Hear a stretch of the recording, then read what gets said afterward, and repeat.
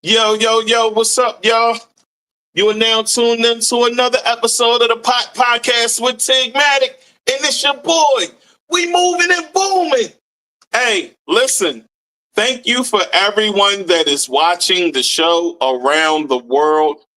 I am almost at 80,000 views across all social media platforms. YouTube, TikTok, Facebook, Instagram, LinkedIn.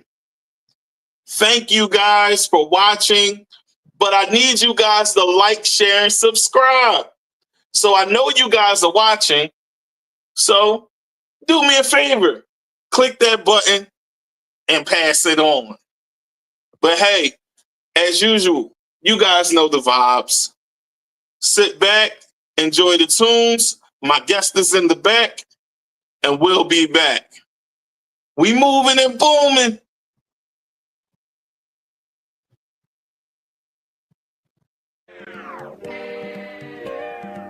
We coming in from the door, man, on folks them. Y'all already know, cuz. Yeah, yeah, yeah, yeah, yeah, yeah, yeah, yeah, yeah, yeah, yeah, yeah, yeah, hey, yeah, yeah, yeah, yeah, yeah, yeah, yeah, yeah.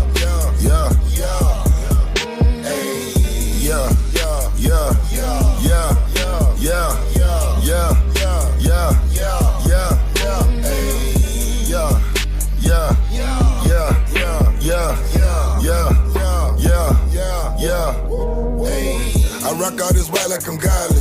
Sushi gon' come with wasabi. Fresh off the steps of the porch. I walk out, get in a Porsche. Know that I'm using the force. Know that I mastered the course. Known as the plug and the source. Haters, they feeling remorse. This for my dogs in court. That's facing the judge and the jury. My brother, he made it in sports. And that's why he rock all that jewelry. She can remember me now. Know that my vision is blurry. I got these racks on me now. Know that the money done carry me. Know that I'm lit in my city. Know that I'm hot. Know that we poppin', man. Everybody chasing that cloud. Running their mouth. Know I really feed the game. Yeah, yeah, yeah. Hold up. We on the beaches and right off the coast. Down here in Florida, we doing the most. The hustle on South Beach just like a LeBron. You call it a pound and we call it a bomb. We at the lick and I'm working with chicken. Shout out my nigga from Memphis, they chicken. My dog and themselves know I know that they listening. Yeah, I'm on a new level just like I'm Hendrix. Straight from the gutter, we come from the trenches. We ball on these niggas, they sit on the bench. They using the style and I swear I ain't lending. We pushing the P and the P is for profit. They watching and listening, now look how they copy. They hate and respect it, but gotta acknowledge me. Know that a nigga be doing a lot. Know that I'm lit in my city. Know that I'm hot. Know that we poppin', man. Everybody chasing that cloud, running their mouth. Know I really feed the game.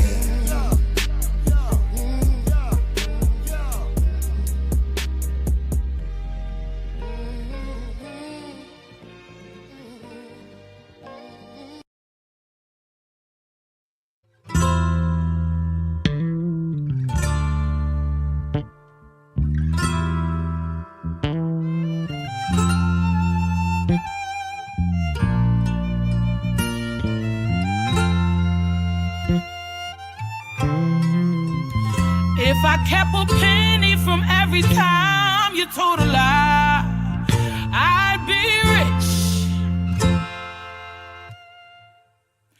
If there were no sunlight to wake me up in the morning and I miss my day, you'd be the one to blame. I spend almost every day with you and still feel lonely.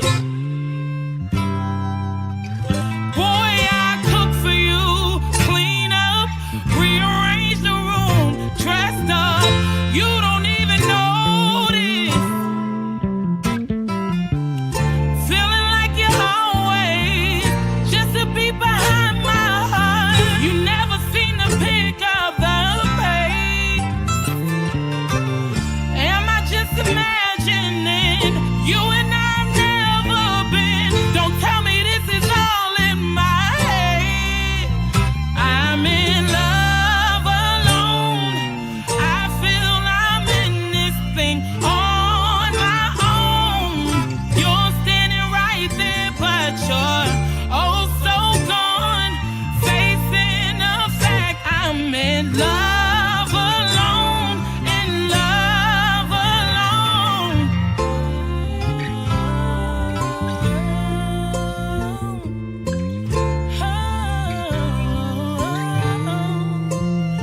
if I kept a teardrop every time you made me cry, who'd survive? It seems like every day you're back and forth, you're in and out, we're going down. Love shouldn't be this way. My mind's playing tricks on me, writing scripts and shit, telling my heart don't believe what my conscience said. These ain't good butterflies, I'm angry, got me all anxious. I know I've wasted my time being patient. I'm feeling like you always just to be behind my heart. You never seem to pick up the pace. Am I just imagining you and I've never been? Don't tell me this is all in my head. I'm in love alone. I feel I'm in this thing on my own. You're standing right there, but you're oh so gone. Facing the fact I'm in love alone. In love alone. This is fool for you. Damn, I've been a fool so long. Felt you slip, band-aided it, then kept moving on. Mrs. Fool for you. Damn, I've been a fool so long. Felt you slip, band-aided it, then kept moving on. I'm in love alone. I feel I'm in this thing on my own. You're standing right there, but you're oh so gone. Facing the fact I'm in love alone. In love alone.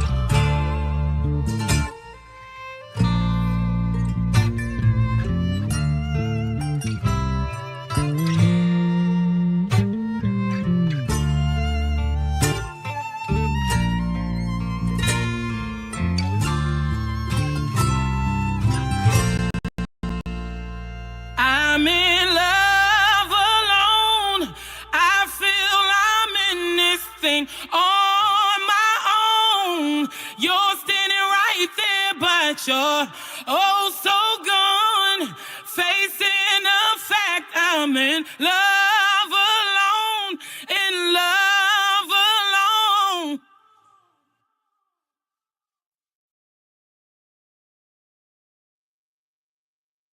All right, folks, we are here. Welcome for those watching. And for those that don't know, this is the POTS Podcast with Tigmatic. This is the show where we talk about the struggles artists go through while still having to entertain the world.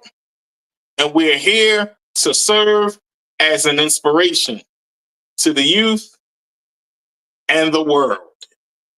All right, tonight I have my guest. He is here. And I'm going to read a bit for you guys. So stick with me, okay? All right.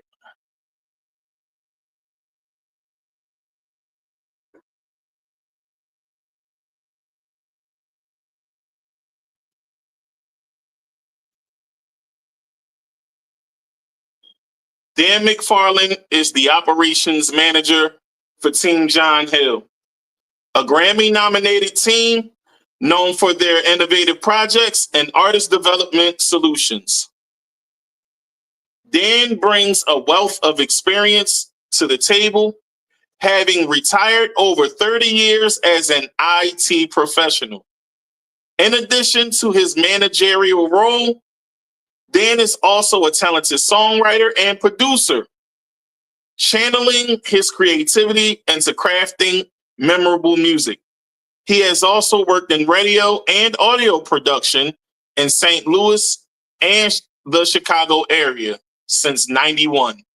He lives in North Chicago suburbs with his wife, 3 daughters, and 2 dogs.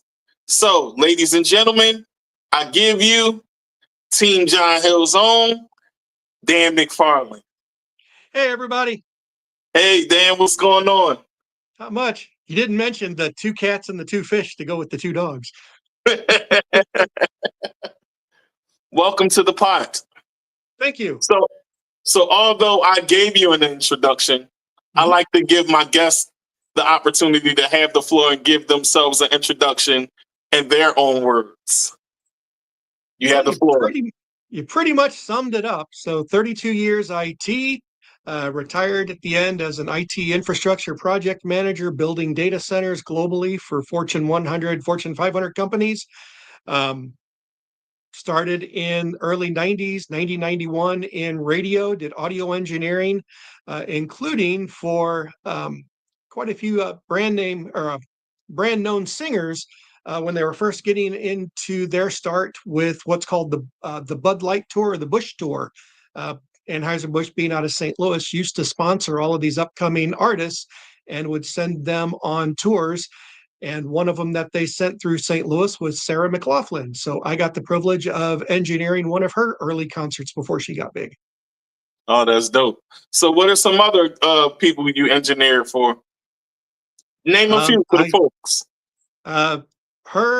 Can't remember too many of them, but the biggest one was James Earl Jones had done a layover in St. Louis and came into the radio station. I just happened to be in there and laid a voiceover piece for him in NPR, which was amazing. The guy just comes in, does what he does, one take, and he's out the door. So, oh, that's awesome. That was fun. I might even still have the old reel-to-reel. That's what I got started on, was 8-track and reel-to-reel back then. Oh man, that's throwback for real, folks. For those that don't know, for the youngins watching, 8-track was even before my time, and I'm what they consider old head. Yeah, and reel-to-reel editing, you'd basically lay it down on a reel-to-reel, and you'd sit there with a razor blade and tape going back and forth, finding that little P that popped too much, and you have to splice out like a 1/16 of an inch and tape it back together, and all the old fun stuff. So, your operations manager and COO for TeamJohnHill. Correct. Tell the people a bit about that and what that entails. Bigger than it sounds. Basically helping John create the structure of the business, keeping the business going, working with the artists a little bit, developing some of their programs, and just making everything as tight as possible for John and take some of it off of his plate. Oh man, that sounds like a big job. You just made it seem like it's nothing. It's nothing. But that's pretty awesome, man. So, how would you describe your day-to-day doing this job? Well, it's not my full-time job. So day-to-day with John really is more like a week-to-week. He's got a lot of it under control already. I'm fairly new coming in and taking over the role. Just, shaping it up a little bit, getting some things there that he didn't have anybody to take care of at that time. And it'll grow as we grow the business. So what do you do in your daytime? In your day job, rather?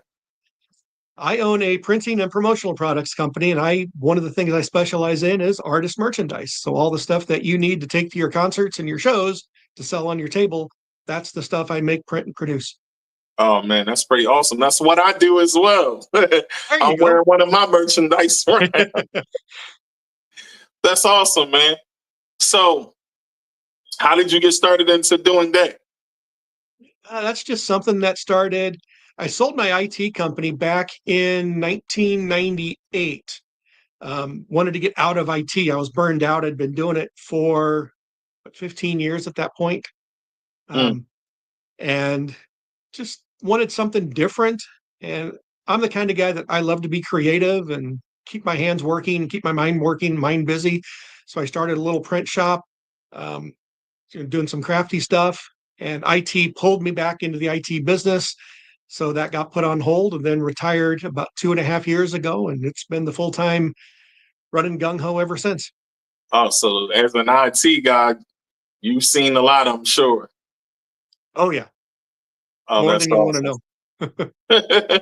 I mean, well, this is the show. We here for that. But we're gonna ask I'm gonna ask you some questions, Sure. and you already know what the show is about because you watch. And thank you for watching, by the way. You're also a reverend as well, right? I am. Tell the people about that. So not to make a long story, but when I was younger, some things happened. Got really interested in the paranormal side of things. And in the US, there aren't very many schools that teach anything along the lines of paranormal parapsychology. You have to go over to Europe and they're all over the place. Universities have it, but in the US, they don't. It's more of that's the taboo mindset that nobody ever wants to talk about. But there are a few seminaries that have programs, and I went to St. John's Seminary out of Springfield, Louisiana, 12 years, and got a full ordination because it was a seminary, even though my studies were on the parapsychology side rather than religious. I do have a full, I'm a ordained fully ordained pastor, and I have a doctorate in theology with a focus on parapsychology. Oh, that's awesome. And for those So that don't know what you know parapsychology God pretty is, well then. yeah, it did. Parapsychology is more the study of like ghosts and psychics and all the paranormal stuff, the things that we believe exist, we can't prove they exist. That's parapsychology rather than Right, psychology, which is working on the mental state. right. So how did you get into that? Um, when, when Paranormal you're, activity, I'll say that. How did yes, you get big time. interested in it? So when you're younger, your brain and your mind is more open to things. Your energy is more centered on sensing and feeling things. And so as you grow up, it's think about it now, it's that gut instinct, the gut feeling that you have now, multiply that by 100. So when you're a kid in, the early teens, 8, 9, 10 to 13 to 15, your body is a little more sensitive to energy and things around you, spiritual energy, non-spiritual energy. You get those feelings of people that are bad, people that are good, and you just develop that instinct and that ability. And that was something that I had a big interest in because a lot of things that had happened, you would see things that everybody tells you don't exist, or you would hear things that don't exist. Um, and you got to basically weed out what's mental versus what's in your reality space. And that's what parapsychology does, is it looks at, you rule out the mental factor first. You have health issues or mental issues that are causing you to hear and see things. Once you roll that out, then we can look at the spiritual side of things and the parapsychology things. And that's what I was real interested in doing, and found a school that taught some of that, went through, got my doctorate, and here I am. Can't do Well, much with it. Don't make any money at it. So I would say God gave you some discernment, because to feel exactly. spiritual energy, that comes from God. Exactly. And you've got a lot of religions that say that these, for lack of a better term, and I hate the term, but these psychic abilities of clairvoyance or clairsentience, which is you can see things in your mind, or you can sense and feel things around you, or clairaudience, which is you hear things around you. There's a lot of religions that say, oh, that's devil's work, that's satanic. It's a gift from God. If it wasn't, we wouldn't have it. Absolutely. Which is why a lot of the colleges that deal in this in the US are mostly the seminaries, where in Europe they have a broad understanding of this, a broader acceptance of this and other things. So it's much more open and acknowledged over there than it is here. We're trying to make it better, and they've tried to do it with a lot of TV shows and stuff. They just happen to be a little bit hokey and more Right. scripted.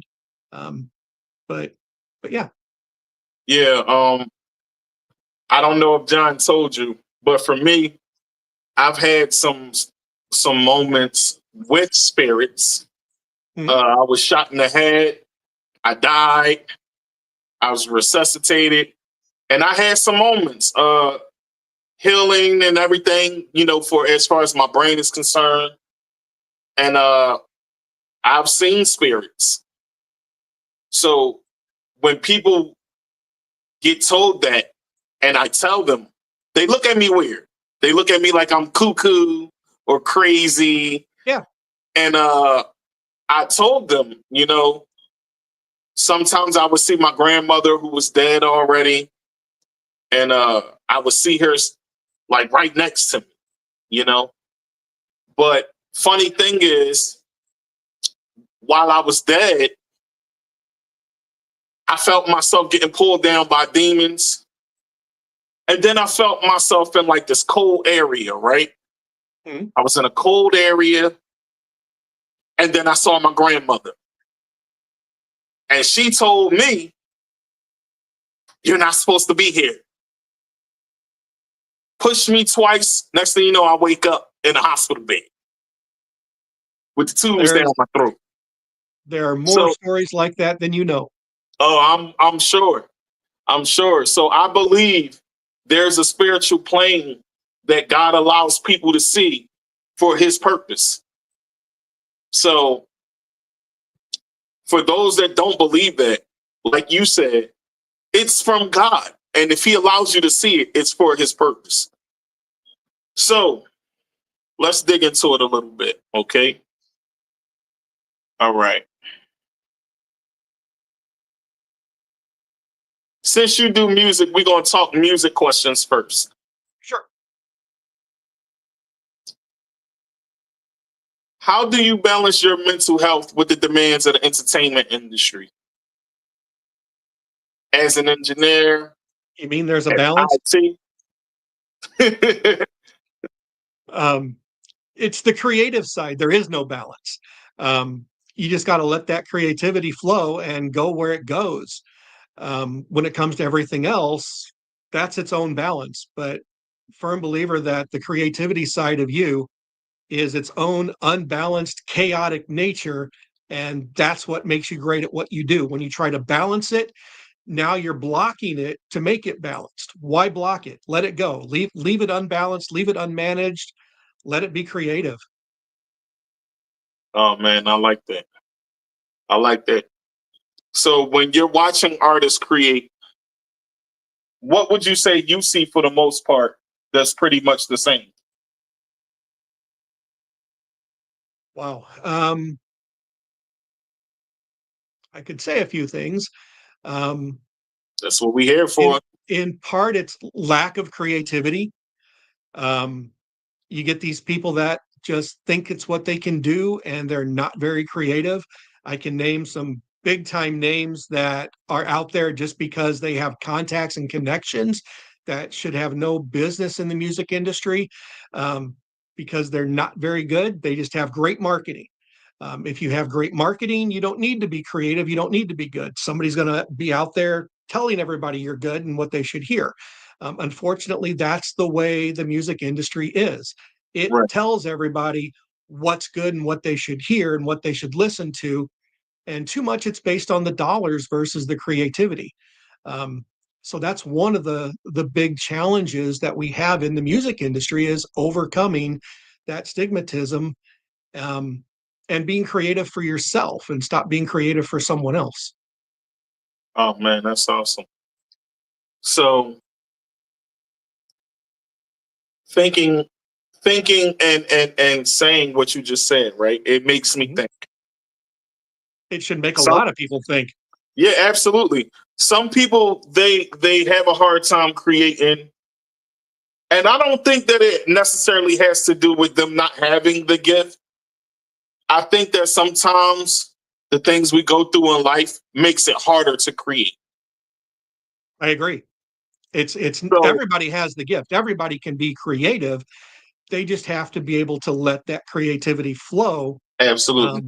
um, and learn how to do it. And it doesn't take a lot to learn how to do it. I mean, hell, I'm 55 years old and I am just breaking into the music industry outside of radio production. So if I can do it at 55, anybody can do it in their 20s and 30s. Doesn't take much. Right. So songwriting. Mhm. You are a songwriter as well. Tell us a bit about that. I started over 30 years ago, just putting words to paper. A lot of it was garbage. Um, and I kind of got nudged a little bit when I met John Hill and started working with John and Team John Hill. John saw a couple of things that I did and he said, yeah, you need to get that to music. Let's do this and this and this. So pulled a few things out that I'd written, laid some track on it for some demos and stuff. And he listened to it and we went right to the publisher. Publisher said, yeah, this stuff is great. Signed contracts on it and off it ran. So what are some songs that you have out there? Tell the people a bit. Sure. Nothing that's out there through the publishers yet. We've got one that John and I co-produced, co-wrote called Secret Santa. That's coming out real Something soon, for the along with a holiday. video. Okay. So yeah, there's some holiday stuff coming out. You can pretty much search my name under any platform. There's about 21 crappy songs out there. I'll admit there, one or two that might be okay, but a lot of it's garbage because it's the first stuff that I really produced and wrote. But it was a start. And the publishers have 19 that are signed to them for sync licensing that they liked. So it's just a matter of the waiting game because anybody that's done sync licensing knows it takes 6 months to a year, maybe even longer for something like that to get picked up. So Absolutely. it's a waiting game. I had the world famous Jason Bloom on here. I don't know if you know who he is, but Jason I Bloom, know the name. I don't know the person. Jason Bloom is the guy who wrote Britney Spears' entire first two albums and the Backstreet Boys' first two albums. Okay. So he spoke on the importance of sync licensing, right? And I want to bring him back on to talk about it a bit, but could you talk about it a bit for the people and explain its importance in music? Sure. Sync licensing is basically taking a song that you wrote and licensing it as written for advertising, for music that goes on to soundtracks for TV or radio broadcasts. You're not giving the lyrics to another singer to sing. You're just giving the rights to play the song in some other media format. That's pretty much the easiest explanation for it. Right. So this is how you hear the songs and soundtracks. And in movies, as the scene goes on, you might hear a certain song. Folks, this is how it's done through sync licensing. So that's pretty cool. So you have some sync licensing right now, and you're waiting for the call back pretty much. Just waiting for the shoe to drop. So in the meantime, you just keep going on it and keep producing more and more and more. And my goal is to put 8 to 10 tracks out every month to the publisher and, get 100 out there. Might be lucky to get 1 or 2 under sync licensing, maybe 3. So. Oh, that's awesome. So how do you handle the pressures of being the engineer and keeping it going for these artists? How do you handle that? For me, that's how I handle my day-to-day is jumping into the music side of it. So that's my relaxation. That's my creativity. That's my release. A lot of songs that I have written are based on me personally, my own personal feelings, personal things that I've had, struggles that I've had with life, with relationships, just like any artist. I mean, you talk about in your music about you, and that's the stuff that comes out much more powerful and much more passionate. And that's what I do. A lot of my songs are about me and the struggles. And then there's some that are just fun. I'll be out, driving around and I'll hear something on a TV show, or I'll hear somebody out, in public say one word or phrase that just triggers something in me. I'll take note of that. That becomes my hook. And then I just write around the hook. Awesome. So what do you do when you go through writer's block? Start something new. Get away from it. That's what I do. I take a break, come back to it, and I might start a whole nother track. So if you're not a songwriter with 50 to 100 pieces that are sitting in a pile somewhere, then you're not trying. I have a pile of songs in my computer we all do. Are halfway finished. And I come back and sometimes I get the rest of the idea for it, and I'm able to complete it. So that's the good thing about having home studios and stuff. or you'll hear that inspiration for the hook in a different way. You'll go back, you'll rewrite the hook, and then all of a sudden now the rest of the song makes sense. Absolutely. Absolutely. So, what are ways you found peace to stay grounded during your career? Ooh. You know, when I find the answer, I'll tell you. You just got to work at it. I mean, it really is. It's not that, magic bullet that, pardon the expression there, that fits every circumstance. You've got to understand what's going on before you can learn to ground it. And I try to stay grounded all the time. Everybody that knows me will tell you I'm, really laid back. I don't let a lot of things get to me, especially if it's out of my control. If I can't control it, why do I care about it? If it doesn't affect me day to day, why do I care about it? And it's kind of what I've been trying to teach my daughters as they grow up. They're like, Dad, this person did this person did that. How did that affect you? Well, it didn't. Then why do you care?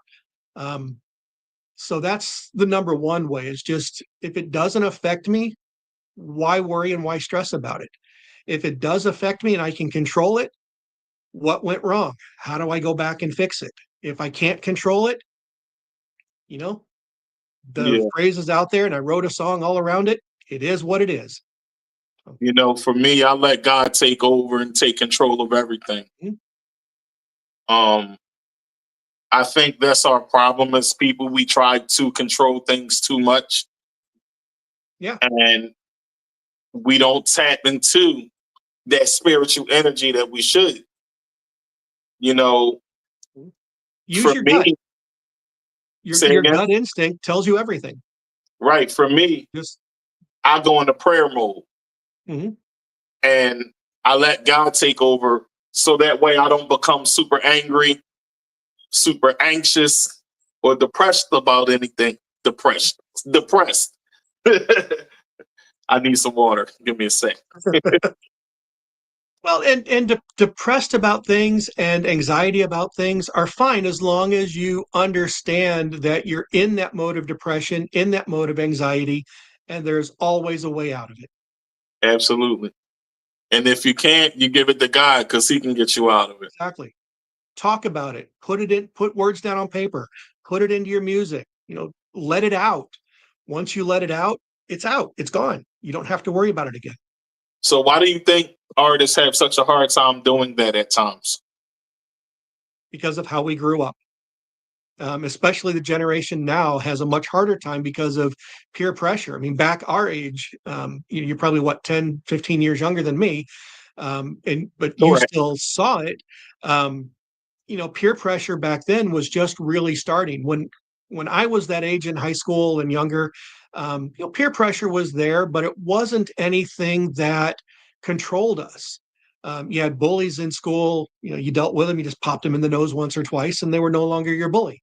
Right. Nowadays, you can't do that. Exactly. Been there, done that. Got my nose broken for it. Not that I was the bully, but got into the fight with one. Right. And most of the time, you fought the bully, and all of a sudden now they look at you different. You look at them different, and you become best friends. Nowadays, you're taught, everybody gets the trophy, which doesn't help. You're taught that, if you lose, it's fine. You played. Winning and losing when we grow up was everything. If you lost, you got yelled at. And that's how you grow up, and it's the environment around you that shapes you. And that's how you learn to deal with all of this around you.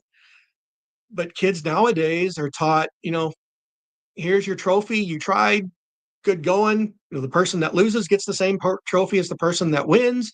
So why try harder when you're going to get the same thing as if you won? Right. And I really think that that's one of the biggest issues nowadays, and why kids can't deal with things, because they don't know how. They're not taught. And when it gets too hard, they want to pull out a gun, and you firsthand been at that, it sounds like. And I think that is a big issue, that kids don't get to experience the real pressures of life. No. Without being told first. Yeah. we got told first, even if it was whether it was a 2-parent household or a single parent household, you still got told what it would be like before you stepped out that door. Oh, and And a lot of times, single parent was even worse because mom had to take care of everything. She didn't have to share that with a co-parent most of the time. She had to deal with all of it. So the stress was on her to deal with you, and you got it 2, 3, 4 times harder than, if you had a dad that just pulled out a belt, whacked you a couple times, problem solved. Disciplined you and straightened you out. Right. Oh, yeah. Oh, man. This is good. So let me ask you this. Okay. I think I closed them out, but let me go back. Okay.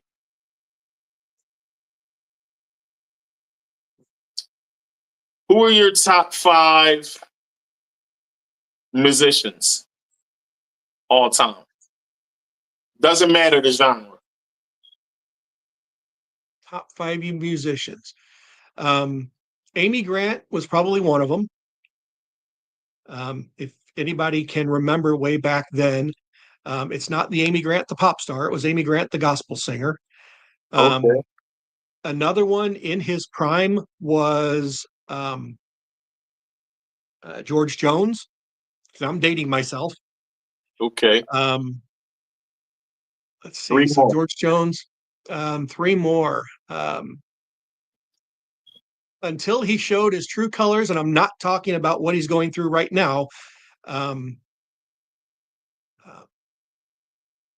brain doesn't work as much anymore. Other countries, Garth Brooks. And what turned me away from Garth Brooks was he had the XM channel, the Garth Brooks channel, channel 55. Right. And when he stopped touring, he stopped producing. And he came out in the media and said, why should I focus on my XM channel? I only did it to sell tickets. I'm no longer touring. I'm no longer needing to sell tickets. So I don't care anymore. Right. So basically, he was in it for the bag. That's all. Exactly. And that turned me away from him real quick. So I don't even listen to him anymore. But, his old stuff was really good. Right. Boy. Honestly, I never listened to music much as a kid. I grew up on classical.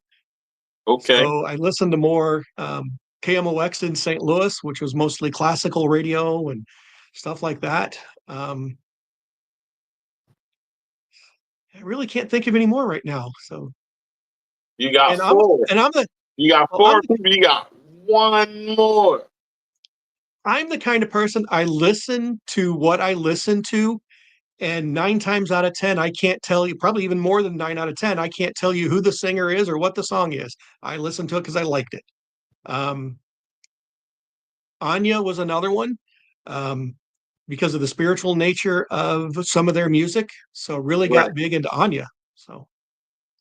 Okay. That's pretty cool. So, folks, there you have it. That's Dan's top 5.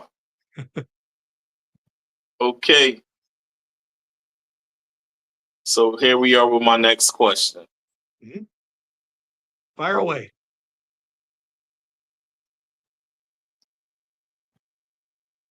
How do you think the impact of social media changed the generations for music? Wow. How do you think it shaped the next generation? I actually think it destroyed it. I really think it destroyed music. It goes back to, and I said it earlier that everybody is creative, but not everybody is good. Right. And I can name a lot of big name artists out there that aren't good. They just had a lot of followers and were able to generate a lot of money for a studio. So the crap that they put out, now a lot of these younger generation are copying that same crap and putting out music that, it might sound good to them, but is it? So I think social media kind of destroyed that because it created its own view of what should and shouldn't be done versus letting the industry manifest itself in a more natural way. Okay. Probably not the So answer tell you me. expected, but No, you're fine. So let's talk about the power of vulnerability, right?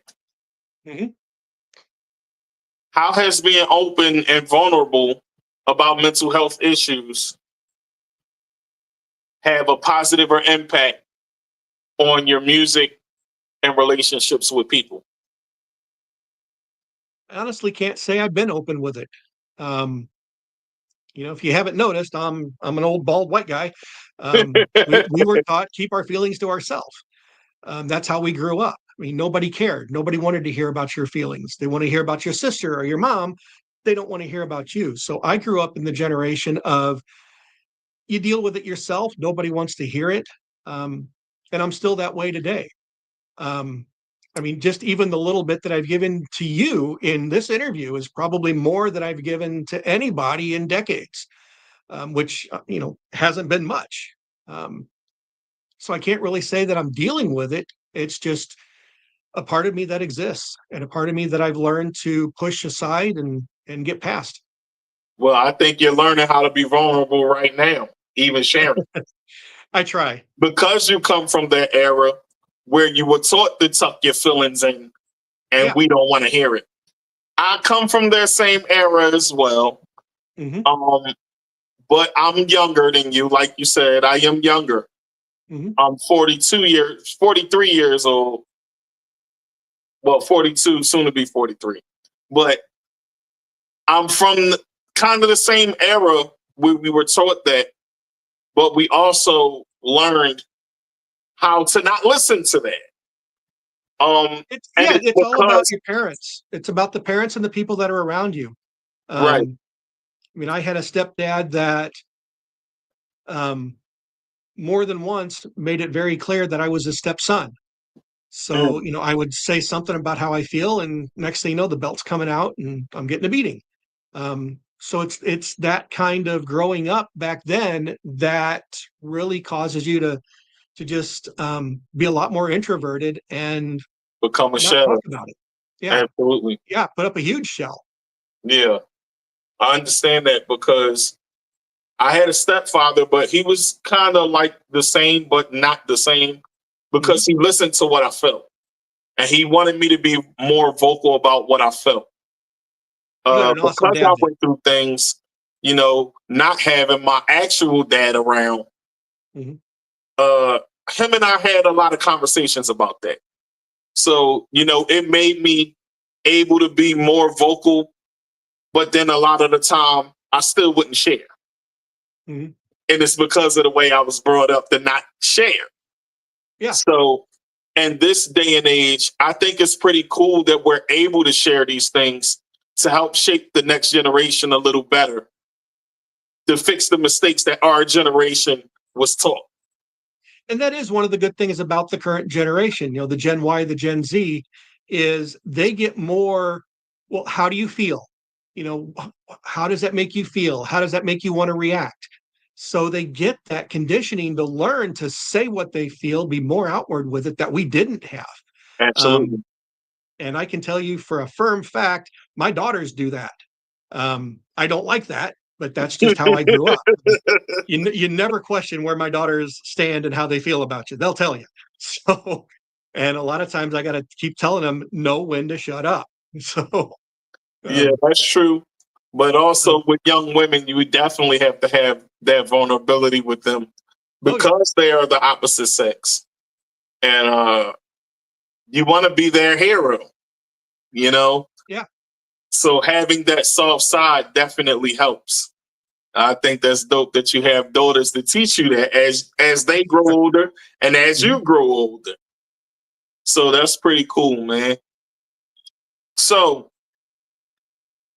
let's talk about the importance of God and community. mhm. Tell those that may not be aware about God, his importance, his role, and why he is important for the community. let me go back to my religious training and not necessarily what a church wants you to hear. The construct of deity was there and intentioned for control of people. So you had to have something to be afraid of, which was Satan and hell, in order to keep people aligned. And that's how some religions today are still manifesting their messages. So you've got to be able to look through and past that at, like you said, how is it to form a community versus what the religion is trying to do. I'm not saying every religion does this, but majority of the religions were first founded and based in that principle. So religion now is gearing more toward that fundamental principle of bringing people together to work together, to be together for common cause, common good, common thought. If you don't have that principle of common good, common thought, and bringing people together, you're out there all alone. And when you're out there all alone, you have nothing to look forward to. You have nothing to base your growing on. You have nothing to shape how you act, feel, react, or present yourself to the public. So your faith in God is truly your own faith. And it's how you present yourself and not necessarily how somebody sitting up in front of a crowd tells you should act. So that's the first thing to understand, that, faith is you. Now, when it comes to the church and the congregation, now you have a group of people around you to help you shape your faith, your point of view, and how you act. You've probably heard a lot of how you are on Sunday is not how you are during the week. Well, that comes back to you and your faith. You should be acting in your best interest first. What's best for you. I was saying God's best interest first. Right. Well, your faith in God is your first interest. The way everybody else wants you to act should always come last, because they're trying to shape you into what they think is best for you, not what you or God think are best for you. So your faith and your religion are defining you based on how you perceive it. So that's my end of my theological discussion there. So, okay. And I know that's probably a lot more heavy and a lot more intense. Yeah and no. And I'll say this for this reason. Mm-hmm. I'll say yeah and no for this reason. The Bible is the basis on where the faith comes from, right? So if we're following what we're taught through the Bible, right? And like you said, I agree with you with the sentiment of your faith starts with you. Mm-hmm. I agree with that wholeheartedly, because if you don't have faith in Christ, you can't follow something if you really don't believe it, right? No, because then you become a puppet or a robot based on what everybody around is wanting to stick their hand up in you and make you do. Right. And that's how you're able to determine who has real faith and who doesn't. Right. Right. So I also believe that, if the more you tap in with God, the more your faith strengthens. Mm-hmm. And that's what it really boils down to. It really boils down to how much you believe, how much you practice, how much you pray, and how much you become community, like you said, because that's very important. A lot of us go to church for show. Some of us do it just because that's what mom and dad did. But it really has to do with what's in your heart. Right. You do it because it's the expectation of you, and rather than doing it because that's what you expect of you. And that's where Absolutely. you have to draw that line and do it because that's what you want. That's what you expect out of you. And you're not doing it Absolutely. just because on Sunday, that's where you're supposed to be. But yet the rest of the week, you're out on the street corner, doing whatever illegal that you're doing. But Right. then showing up in church on Sunday, like mama's good little boy. Right. So, we've got to stop as a culture of allowing that. Right. Right. And I think that, although we are taught that God forgives us for our sins, we act as if God is not vengeful. Right. And that God is going to forgive everything you do, which is not the case. I mean, you've got to forgive yourself. And if you can't forgive yourself for it, how do you expect God to do it? So, I believe you've that got to we're keep that forgiven balance. through the blood of Jesus Christ, Mhm. and we're able to repent and seek redemption. But in the same sense, if you go back to living the same life you was living after repenting, then it's useless. Right. So it really has to do with your faith, once again, like we're saying, and changing to be morally just in his eyes. You know what I'm saying? So I think that's the big key that people should take from that. Because there's a lot of people out here that say God this, and God that, and then they go back to living the way they were living. Right. It's So that Sunday mentality. You're there on Sunday, but the rest of the week doesn't matter. right. And God is looking at it all. Mhm. You know what I'm saying? So you definitely have to be conscious of that. And that goes back to the discernment. Even with the discernment of the paranormal activity, right? People think it's it's really the Holy Spirit talking to you. Mhm. And we ignore it constantly every day. So, yeah. All right. So Yeah, here's my next it's question. that gut feeling. And I'm a firm believer. You listen to your gut instinct and your gut feeling. If your gut is telling you it's good, it's good. If your gut is telling you it's bad, get the heck out of Dodge. It's not good. So Right. Right. I feel you. All right. So here's my next question. This is good. This is good. I'm glad we got to have this conversation, Dan. my views can This be a is the little bit second out time there I at had a times. reverend on, and I love having conversations about God with people because I don't get to have many with my guests like that. So this is a moment where I get to be open. And I know for some it'll make people not want to watch, and that's okay.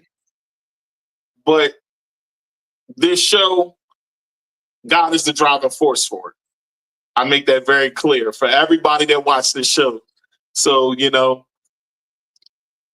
let me ask you this about the paranormal research.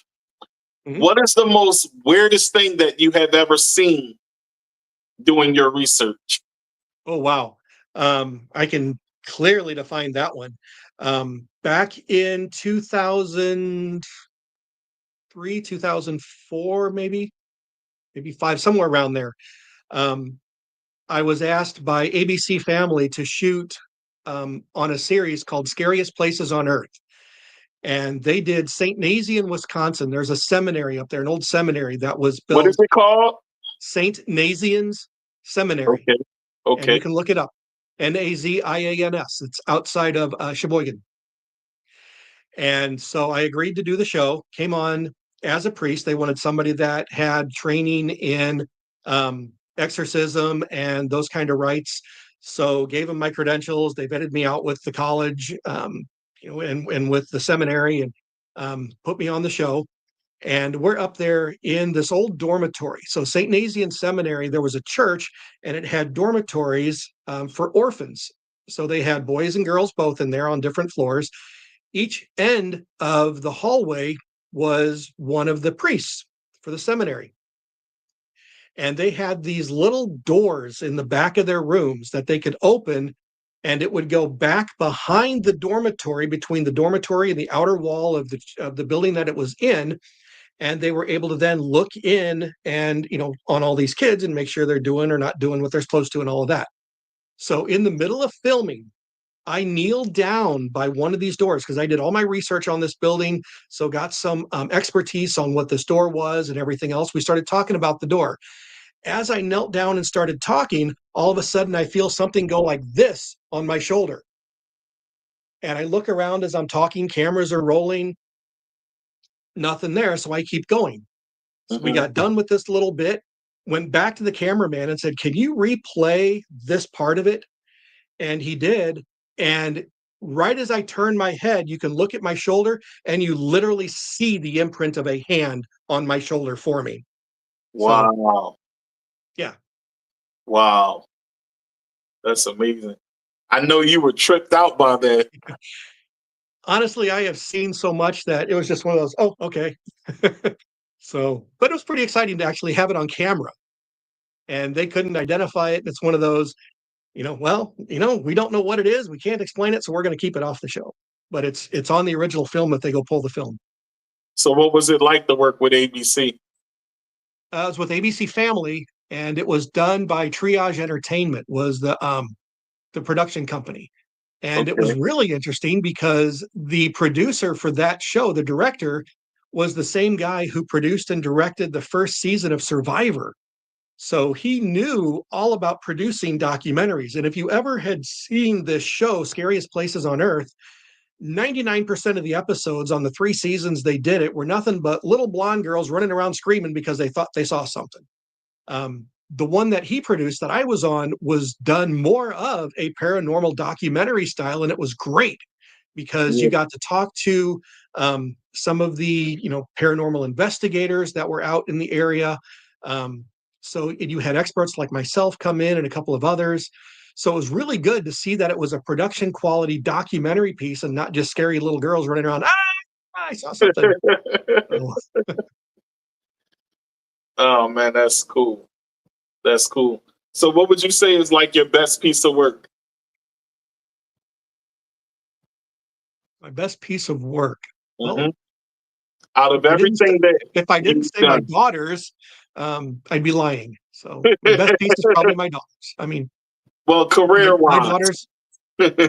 Career-wise. Yeah. So career-wise, the last 10, 12 years in IT, I became a high-end IT infrastructure project manager. So I built, managed, and dealt with global data centers for Fortune 500 companies and dealing with projects with budgets up to $30-40 million that I was managing. So, oh, wow, what was that like? You want to talk about stress? So when you've got deadlines and millions of dollars are on the line on a deadline and you're the one responsible, there's a lot of stress there. Oh man, I can imagine. Hey, I know the pay is good though. Yeah. That's awesome. So, Dan, it was awesome to have you on, man. Thank you. Very awesome to have you on. Thank you for taking the time to do this interview with me. I have 2 more questions for you. Sure. Before we get out of here. Okay. And here they are. All right. If it's one thing like this, don't ask me about hair regrowth because I can't tell you. Say that again. I said, don't ask me about how to get your hair to regrow because I can't tell you. Oh, I couldn't tell them either. Look, we're matching today. We're twins, baldy boys. Okay, so my first question is, if it's one thing life has taught you, what is that and why? Oh, there's a lot of things I can say life has probably taught me. One of them, and I'd mentioned it before, it is what it is. If it's out of your control or if it doesn't affect you, why worry about it? Okay. That's probably number one. And number 2, oh boy, I'd have to think about that one. But the first one is if I can't control it or if it doesn't affect me, don't worry about it. Okay. All right, here's my second question.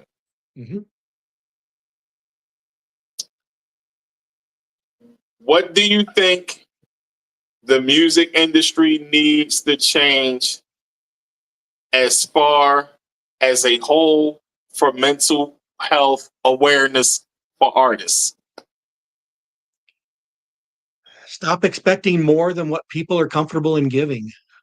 That's number one. I mean, you've got studios that are out there pressuring people. Hey, you've got to get this album. You got to get it out now. You got to get it done. You got to get this. You got to get 10 tracks. You got to do it this way. You got to do it that way.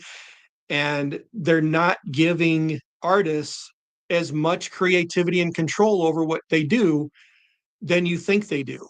And I think that's probably where a lot of the problem lies in the industry right now. It's that expectation. The second is get rid of streaming for music because there's no money in it for the artist. Spotify, what they say, they did like 15 billion last year, but I want to know what their payouts are because my October royalty was 2 cents. It's trash. Yeah. The payout is trash. Yeah, and that's because so they're hoarding all the money. They're hoarding it, and it's so oversaturated that everybody wants to be the next big star, and they know it, and they just allow everybody to keep throwing up all the garbage that's up there, and without having some kind of responsibility for the quality of the music that goes out, so that the artists that are great at what they do see the money. That's what's destroying the industry right now. You know what I think? Here's my idea on that to piggyback off what you said. Okay. I think mainstream artists shouldn't be allowed on Spotify at all. Okay. I think they shouldn't be allowed at all because they are the ones hoarding majority of the big payouts. Yeah. I mean, case in point, look at what oh crap, my brain doesn't work as much. Jesus, I can't think of her name. She just had that big falling out with all the media. She pulled all of her stuff off of YouTube, pulled it all off of Spotify. Say again? No, pop singer. God bless. I can see her in my head. I can't remember her name. Taylor Swift. Taylor Swift. Sorry, I had a heart attack and everything in February, and the medicine and all that makes my brain a little fuzzy at times. But yeah, Taylor Swift, she pulled all of her music off because she wasn't getting royalties. She was getting the same royalties you and I would get, and didn't like it. So she pulled all of her music off until they gave her buku amounts of money to put her stuff back on streaming. So yeah, I think it's kind of like the cheat code. Because then they get to have the mainstream artists, but then all the Joe Schmoes like you and I, we put stuff on Spotify and we have to pay thousands of dollars for people to hear the song, for it to even be boosted up in the top 20. Right. It costs us money to produce it. If you're doing a great, decent track, your production is probably in the $2,000, $2,500 range. To get the quality out there, to get it mastered, to get it produced, and to get it published onto Spotify. And then when you get a royalty check in a month of 2 cents, you just got to keep plugging along. Yeah. And the corny thing about it, yes, I said corny to the young folks. The corny thing about it is you're not going to take that 2 cents. You're just going to leave it sitting there and let it stack up. And what you're going to do, wait till it stack up to $5, $10, $20? That can take years. Yeah. The way I look at it, with my October royalty check of 2 cents, in about 10 years, I can afford a Reese's peanut butter cup as long as they don't raise them to $5. Right. Dan, it was also awesome having you on, man. Thank you, Tigmatic. Great show, and look forward to more. All right. So I will see you and talk to you probably after we go out, so you can go ahead and leave out. I'm going to talk to the people. Folks, we had Dan McFarland on today. I hope you learned something today. I hope you had a great time watching. And as usual, we moving and booming. The year is closing out. I got some great news coming for you guys and some announcements coming. Fabian and I are going to drop some news for you guys. It's going to be awesome.